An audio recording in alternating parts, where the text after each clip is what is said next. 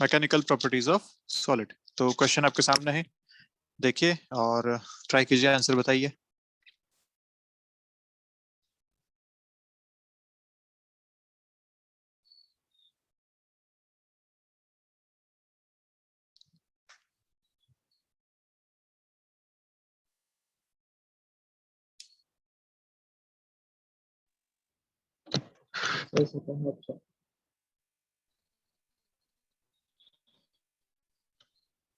कौन सा option? Second? हाँ सर। चलिए 1 मिनट देखते हैं इसका क्या आंसर आना चाहिए। ओके, लेट्स ओके, देख लेते हैं आंसर क्या आना चाहिए। अभी उसको सॉल्व कर लेते हैं जल्दी से। Two wires A and B are of same material. Their lengths are in the ratio 1:2. ठीक है भैया, and the diameter are in the, check कर लेते हैं एक बार, मुझे भी नहीं पता आंसर क्या है इसका, चेक कर लेते हैं।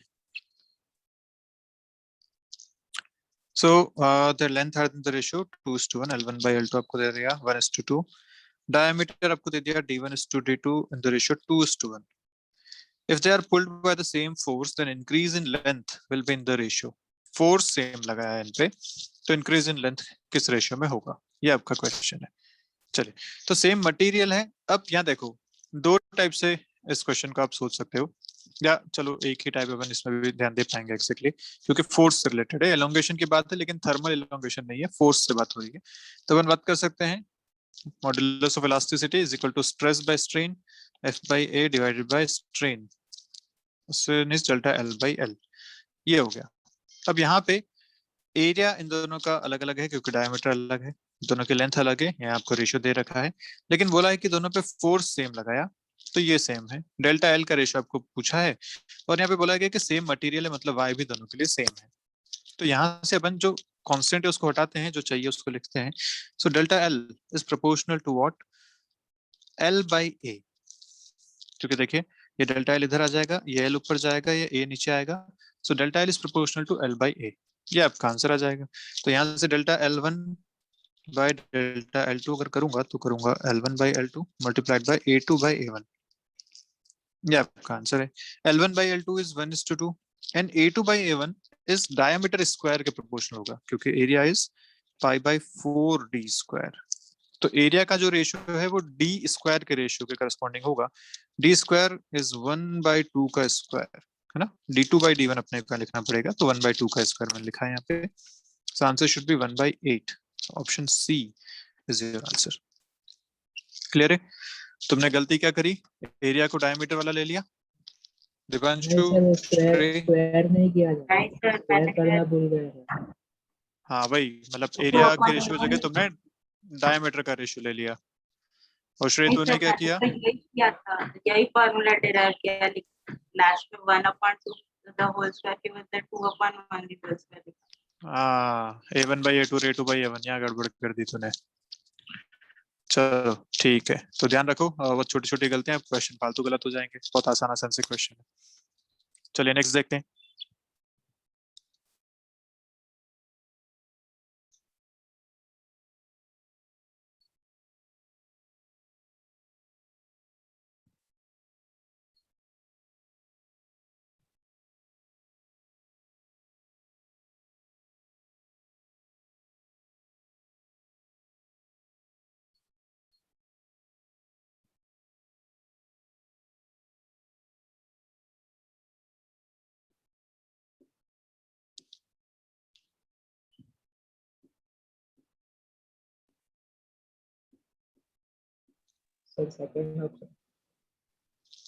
सेकंड चेक करते हैं, चलो एक बार देखते हैं।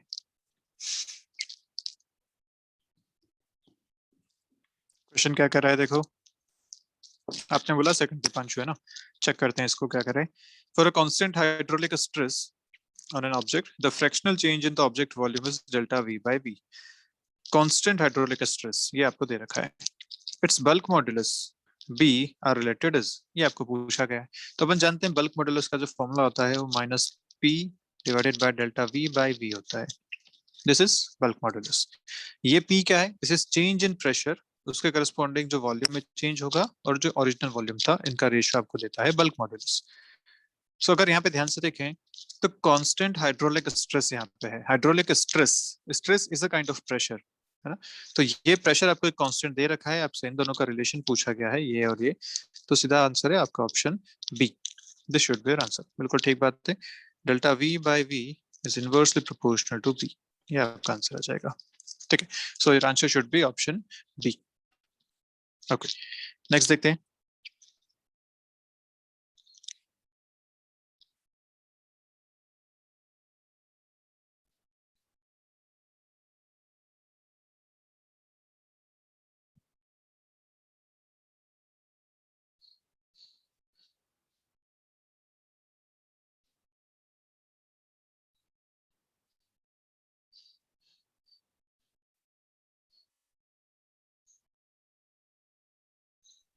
Sir, first option OA. First option तो कह रहा है श्रेय, ठीक है चेक करते हैं और बताइए।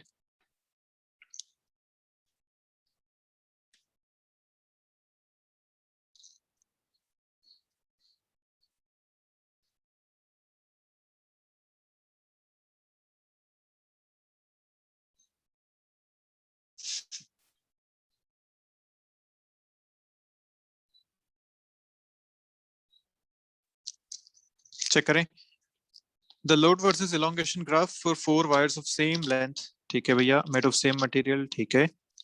The thinnest wire is represented by the line. Thinnest wire आपसे पूछा गया है, दिया है लोड और elongation। बेसिकली आपको y is equal to F by A और डेल्टा एल बाई एल, ये अपने को पता है। यहाँ जो ग्राफ दे रखा है लोड और elongation का है, बेसिकली f और डेल्टा एल का है।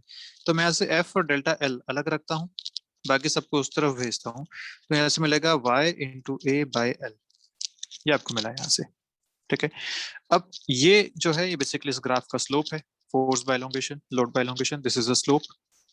और थिनेस्ट वायर आपसे पूछा है, थिन मतलब क्रॉस सेक्शन एरिया कम होना चाहिए।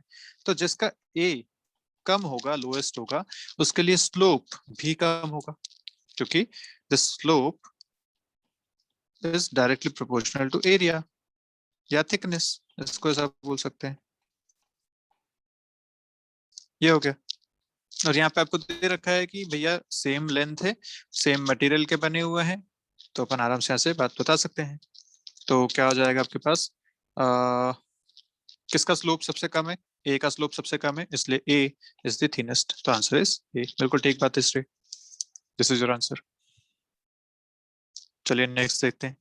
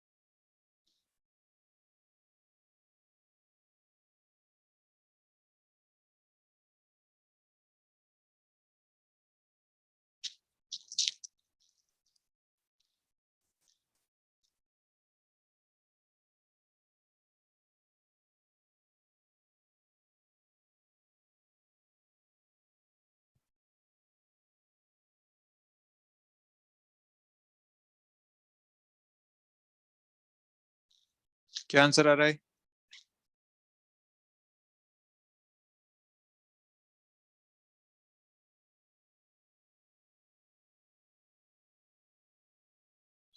Sir, 2 minutes.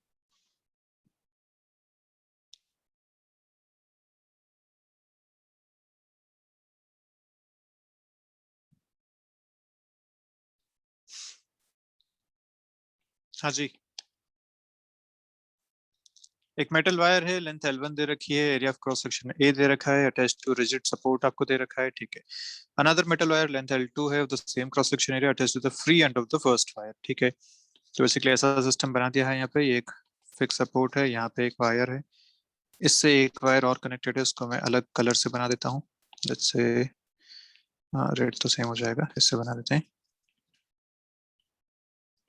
इस तरह का सिस्टम दे रखा है, इसकी लेंथ L1 है, इसकी लेंथ L2 है, एरिया ऑफ क्रॉस सेक्शन दोनों का A आपको ऑलरेडी गिवन है, इसकी लेंथ L1 है, area of cross section A है, ठीक है, ये आपको यहाँ पे गिवन है। ओके, नेक्स्ट क्या दे रखा है, a body of mass m is then suspended from the free end of the second wire। Okay भैया, क्या आंसर आ रहा है, थर्ड ऑप्शन। Third option. चलो चेक करते हैं क्या कहना चाह रहे हैं। हाँ ठीक है, सेकंड वायर के आपसे यहाँ पे एंड पे आपने लगा दी mass m, y1 y2 are the Young's modulus, ठीक है, y1 दे दिया, इधर आपको y2 दे दिया, then the effective force constant of the system of the two wires is, ये आपसे पूछा गया है, फोर्स कांस्टेंट क्या होता है, force constant ratio of F upon delta L. क्या बोला, तो वापस बोल, f by delta L.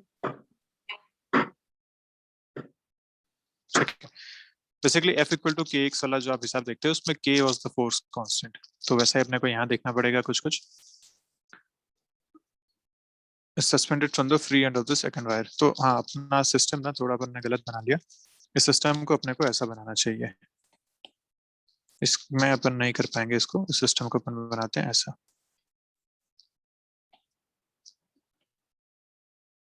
This is our system. अब अपन इसको आसानी से समझ पाएंगे, देखो ध्यान से,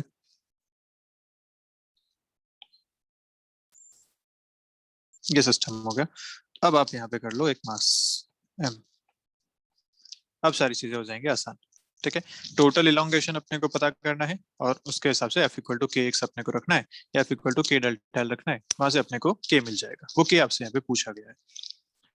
तो बेसिकली यहाँ पे जो टोटल फोर्स लग रहा है, this force is nothing but mg, this is the total force जो यहाँ पे लगने वाला है।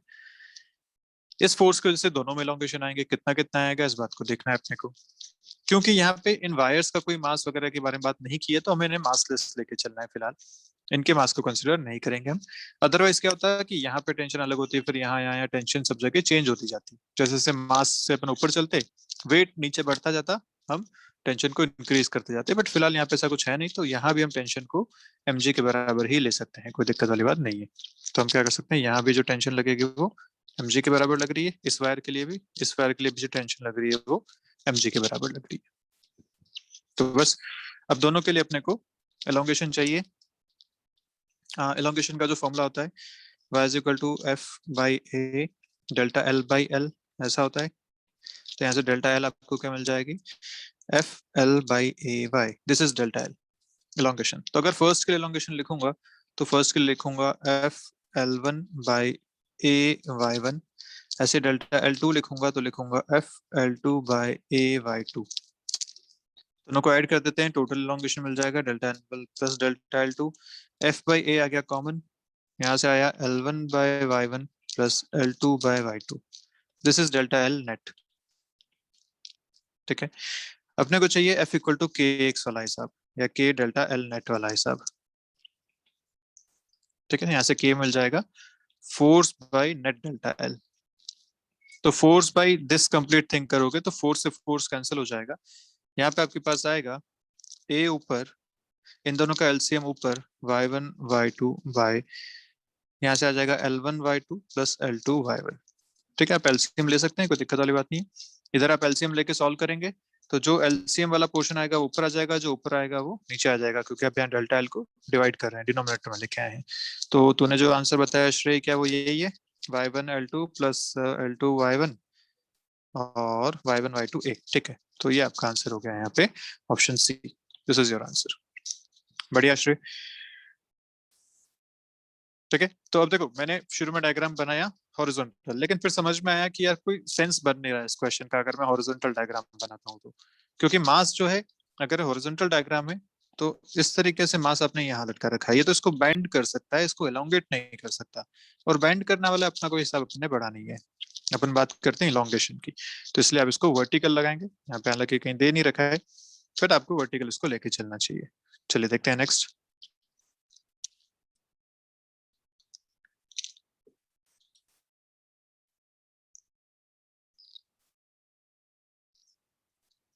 क्या कहना चाह रहे हैं, देखिए नेक्स्ट।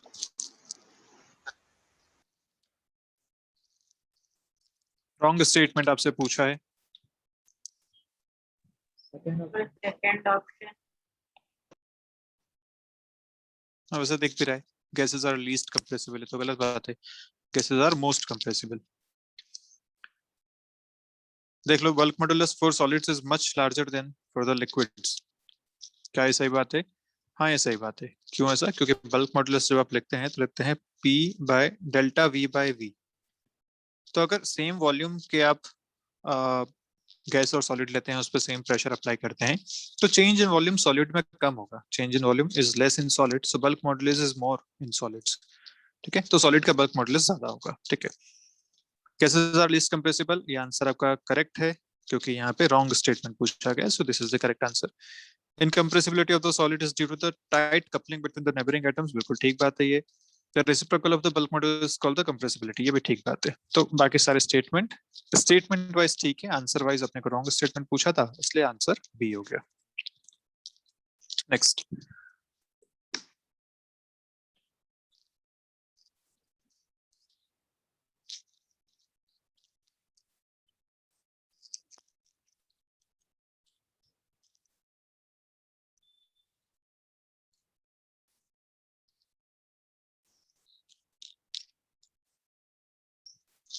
वर्क डन पूछा है आपसे एक स्प्रिंग के लिए।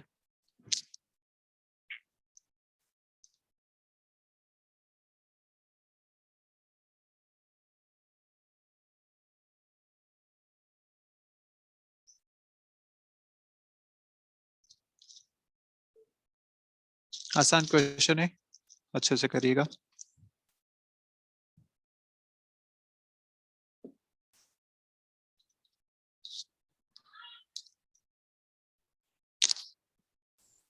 third fourth option कौन सा ऑप्शन? fourth D fourth. ठीक है, हो सकता है फोर्थ ऑप्शन हो, चेक कर लेते हैं एक बार इसको। श्रेय का आंसर है फोर्थ, चेक करते हैं।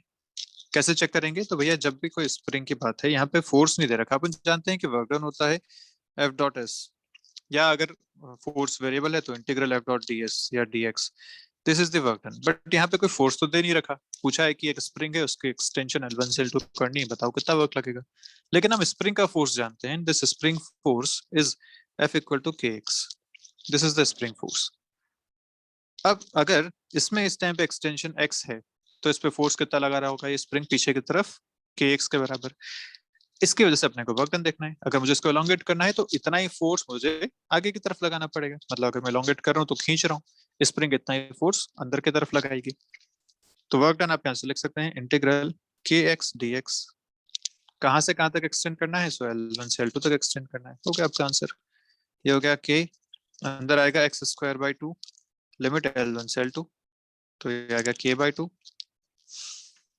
L2 square minus L1 square. Limit रखना आता ही है, पहले अपर लिमिट रखेंगे फिर लोअर लिमिट रखेंगे। This is your answer.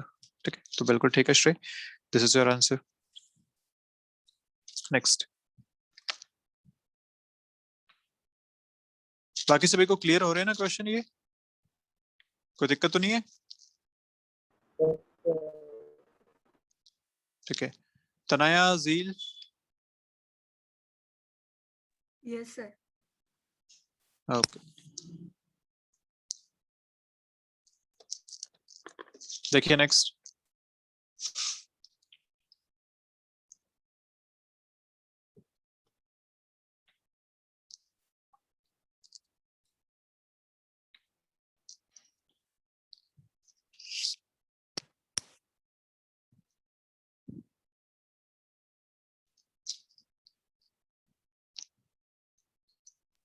Sir C option, third option. Okay, check कर लेते हैं। 4 सेंटीमीटर तो कह रहा है Deepanshu, let's check. A steel wire of length L, cross section area A, is stretched by 1 centimeter under a given load. ठीक है, length दे दी, area दे दिया और इसका एक्सटेंशन डेल्टा एल दे दिया। When the same load is applied to another steel wire of double its length, half of its, हाँ third option तो कह रहा है मून, चेक कर लेते हैं। The amount of stretching extension कितना यहाँ पे होना चाहिए। ठीक है, अभी अपन ने पढ़ा delta L is equal to F by A, उधर आ जाएगा तो F L by A Y, this is delta L. यहाँ पे आपको बोला गया शुरू में लेंथ एल है, एरिया ए है, उसके हिसाब से डेल्टा एल जो आया था वो आया था 1 centimetre. When same load is applied, force मान लीजिए एफ था, अब दूसरे बार में सेम लोड अप्लाई किया, एफ अप्लाई किया, another steel wire of double its length, length 2l हो गई है, एरिया हाफ हो गया है, तो इस बार आपसे पूछा है डेल्टा एल कितना होगा।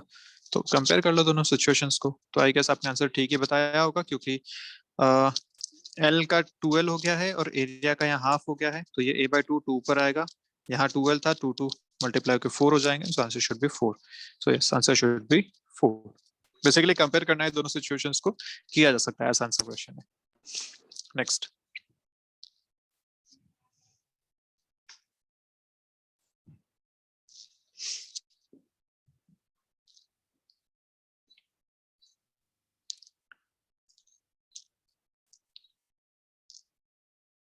एक क्यूब है, टेम्परेचर 0 डिग्री सेंटीग्रेड है, compressed equally from all sides by an external pressure P.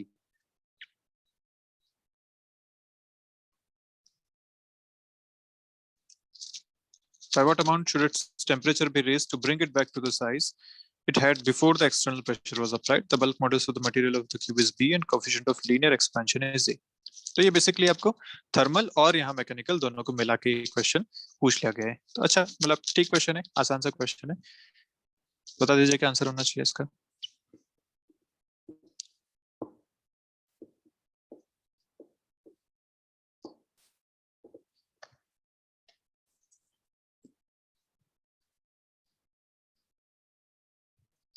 जिनको क्वेश्चन समझ में नहीं आया, मैं क्वेश्चन समझा देता हूँ। पहले क्वेश्चन ऐसा था कि एक क्यूब है, 0 डिग्री सेंटीग्रेड पे रखा हुआ है, उस पर हर तरफ से प्रेशर लगाया। जब प्रेशर लगाते हैं तो उसका वॉल्यूम कम होगा। बल्क मॉडुलस हम जानते हैं P by delta V by V, use करो डेल्टा V निकाल लो कि कितना कम हुआ होगा। अब आप मैकेनिकल वाला भूल जाओ, अब बात करते हैं टेम्परेचर की। अब ये जब कंप्रेस्ड है, इसको फिर से ओरिजिनल शेप में लेके आना है, मतलब इसका एक्सपेंशन करना है, थर्मल एक्सपेंशन। याद है वॉल्यूम थर्मल एक्सपेंशन, उसको यूज करो। डेल्टा V दोनों के लिए सेम रहेगा, जितना कंप्रेस किया था उतना वापस एक्सपेंड होना चाहिए। सेकंड ऑप्शन चेक कर लेते हैं।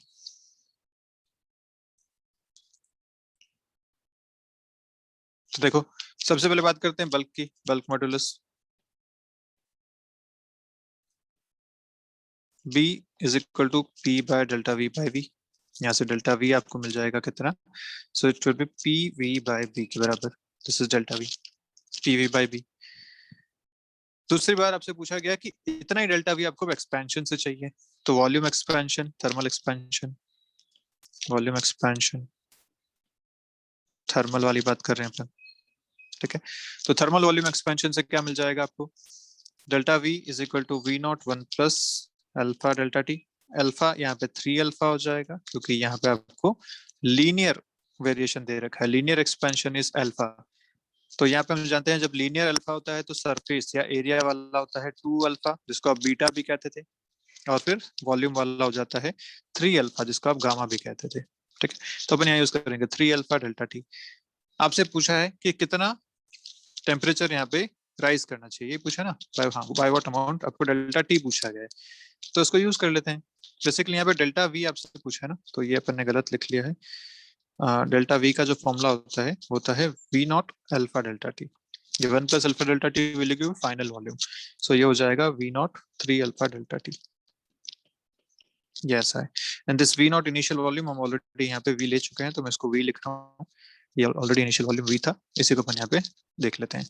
सो डेल्टा V सेम कर देते हैं, V से V कैंसिल हो जाएगा। डेल्टा T आप जब देखेंगे तो पाएंगे this is delta V by V into 3 alpha, and delta V by V अपने पास मिल रहा है P by B, so this is P by B alpha, ऐसा आपका आंसर आ जाएगा। सो P बाय 3B अल्फा, ठीक बात है दीपांशु, ऑप्शन सेकंड, ये आपका आंसर आ जाएगा। ठीक है, तो दोनों बेसिक फॉर्मूला आपको यूज करने थे, बहुत बेसिक डेफिनेशन पे बेस्ड क्वेश्चंस थे सीधे। बल्क मॉडल्स की डेफिनेशन, उधर वॉल्यूम एक्सपेंशन की डेफिनेशन, इन पे बेस्ड क्वेश्चन है, बड़ा आसान सा क्वेश्चन है। Next,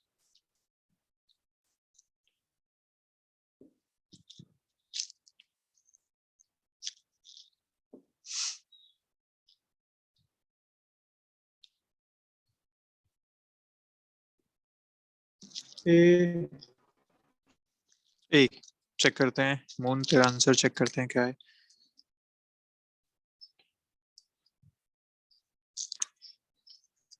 Stress and strain for the elastic tissue of the aorta.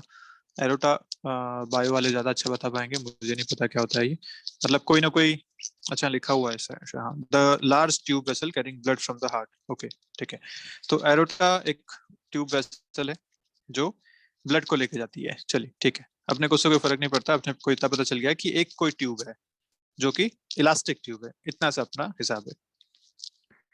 तो स्ट्रेस स्ट्रेन कर्व कैसा होगा इसके लिए? Stress is proportional to the square of the strain of the elastic tissue of the aorta. ये आपसे बोला गया है, stress is proportional to the square of the strain. strain को एप्सिलॉन से लिख सकते हैं, तो strain का स्क्वायर। इसके लिए आपको स्ट्रेस स्ट्रेन ग्राफ चाहिए। बेसिकली आपको दे रखा है कि y is proportional to x square, इसका ग्राफ बताओ। y equal to mx square या mk square, जो भी आप बोलना चाहे, इसका ग्राफ बताइए। तो this is a parabolic graph. Parabolic graph भी कैसा, तो ध्यान रखिएगा कि आप x को पॉजिटिव रखो या नेगेटिव, y हमेशा पॉजिटिव मिलना चाहिए। तो ये ग्राफ x को पॉजिटिव रखो या नेगेटिव, y हमेशा पॉजिटिव मिलेगा, ऐसा ग्राफ भी बनेगा। तो आपको चाहिए सिर्फ इस वाले क्वाड्रेंट का, तो इस क्वाड्रेंट में ये जो ग्राफ बन रहा है देख लीजिए, ऑप्शन ये आपको मिल जाएगा यहाँ से। सो ठीक बात है, मून ऑप्शन इज ए, कोई दिक्कत वाली बात नहीं है। तो बिल्कुल ये मैथ्स का क्वेश्चन आपसे पूछ लिया था कि इक्वेशन दे दी, ग्राफ बता दो, कनेक्ट कर दिया इसको मटेरियल से। देखिए नेक्स्ट,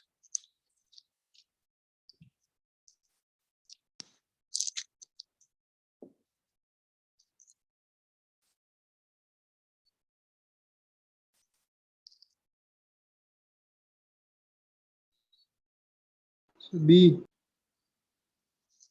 बल्क मॉड्यूलस सबसे छोटा, फिर शेयर मॉड्यूलस, फिर यंग्स मॉड्यूलस। ठीक है दीपांशु, ये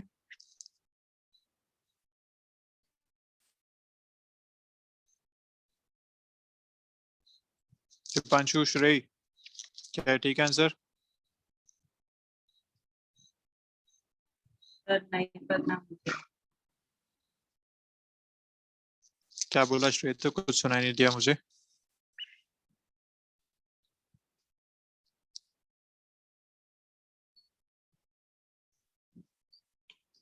चलिए ठीक है, ऑप्शन बी इज करेक्ट। आगे बढ़ते हैं। An elastic string of unstretched length L and force constant K is stretched by a small length X. It is further stretched by another small length Y. The work done in the second stretching is, second stretching में कितना काम करना पड़ा? आसान question है, बता दो जल्दी से।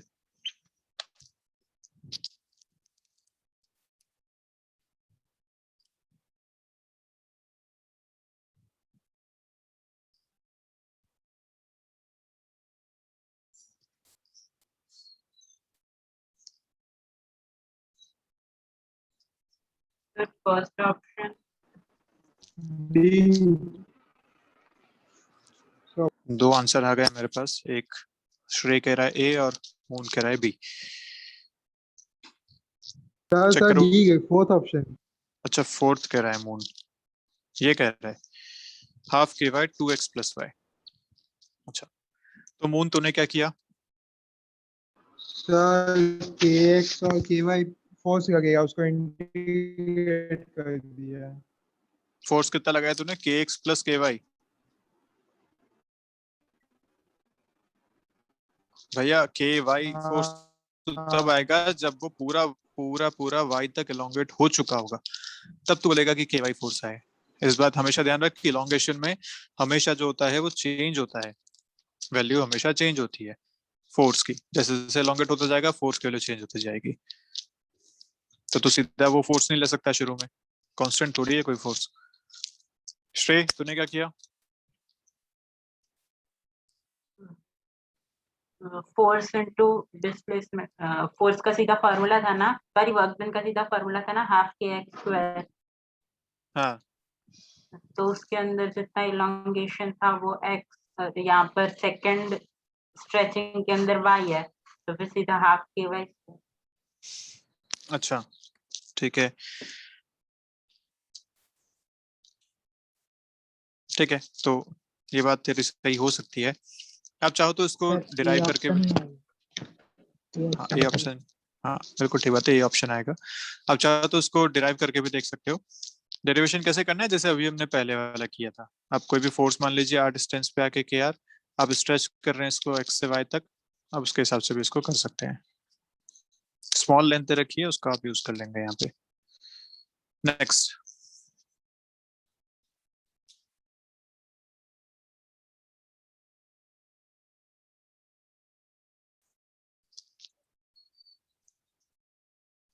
शेयर दे रखा है यहाँ पे, शेयर फोर्स।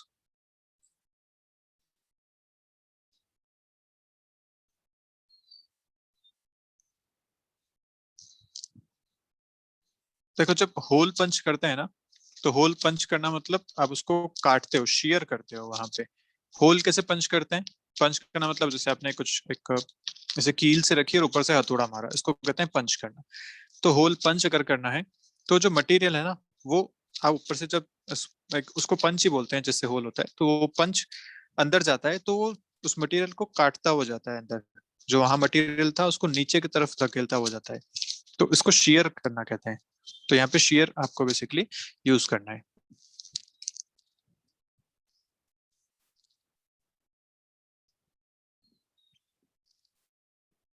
कोशिश करो शेयर।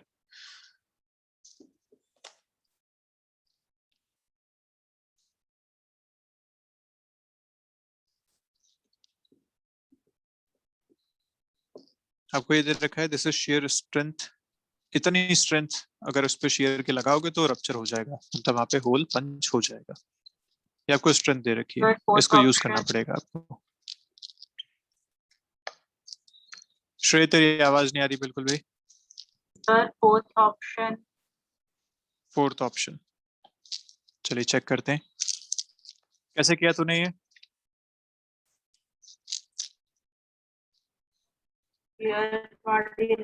आवाज नहीं आ रही तेरी बिल्कुल भी।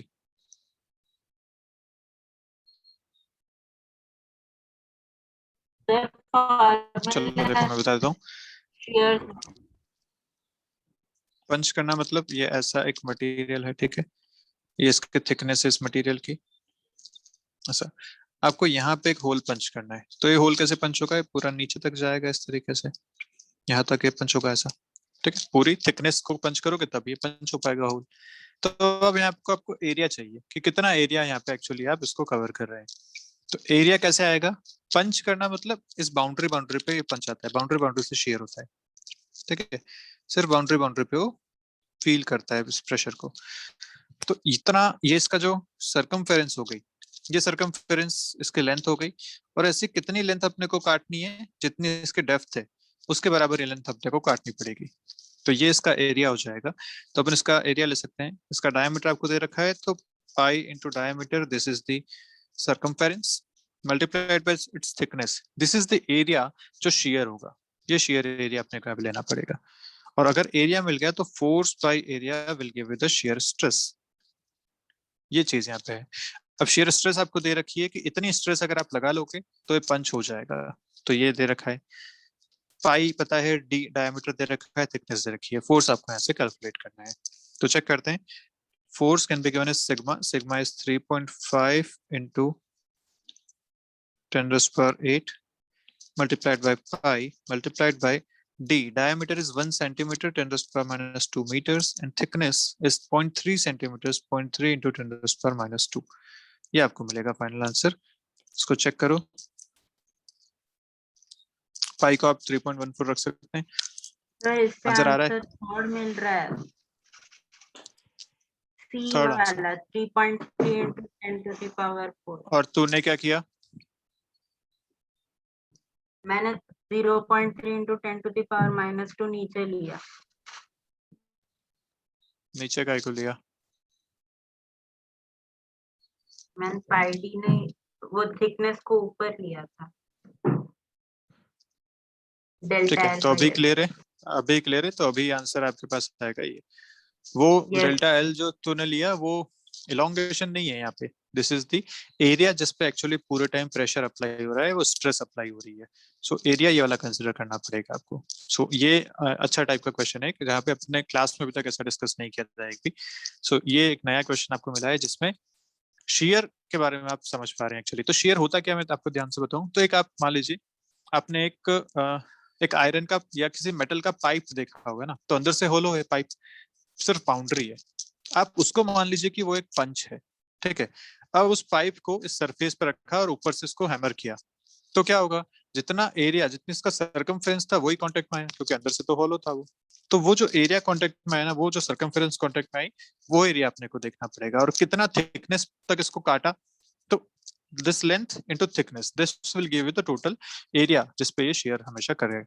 ये हम यहाँ पे यूज करने वाले हैं।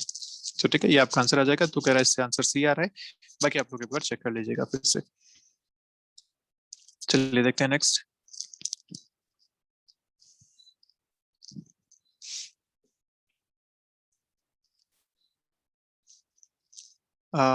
आई गेस अपन ये मीटिंग खत्म होने वाली है, सो फिर से ज्वाइन कर लेते हैं एक बार इस मीटिंग को लीव करके। उसके बाद नेक्स्ट क्वेश्चन देखते हैं। एक बार लीव करेंगे फिर से ज्वाइन करेंगे।